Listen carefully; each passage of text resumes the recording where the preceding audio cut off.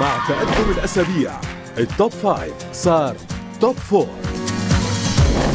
بالمرتبة الرابعة خليفة.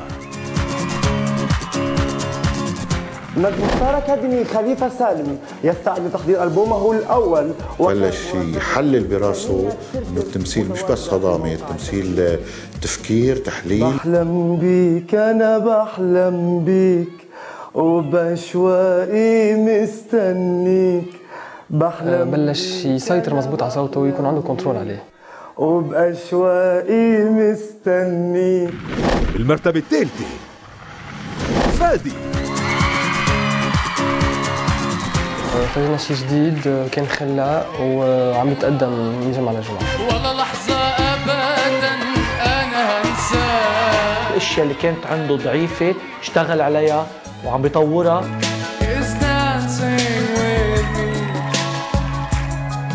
بالمرتبة الثانية الأساتذة اختاروا شيماء.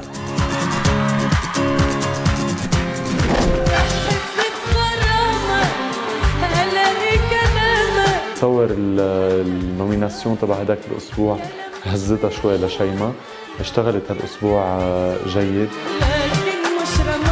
بلشت تبين عن مواهبها الثانيه، مواهب التمثيل، مواهب الخلق اللي عندها اياهم.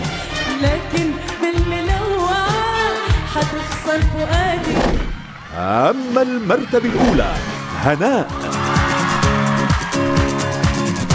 بجوانح بيضاء بمحبة جارح يكبر حبة حبة عمرها وزين قناطرها. هناء عم تستوعب كيف تجمع كل شيء مميز فيها وتحطه مع بعضه.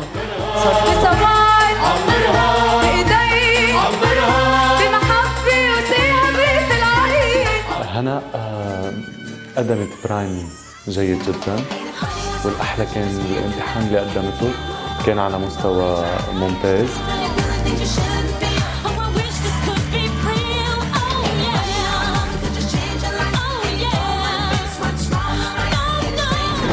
خليفة، فادي، شيماء، هناء هن أحسن 4 طلاب لهالأسبوع. ومع اقتراب النهائيات وتقارب المستويات التوب 4 ما بيحمي حدا من التسميات الأسبوع اللي جاي.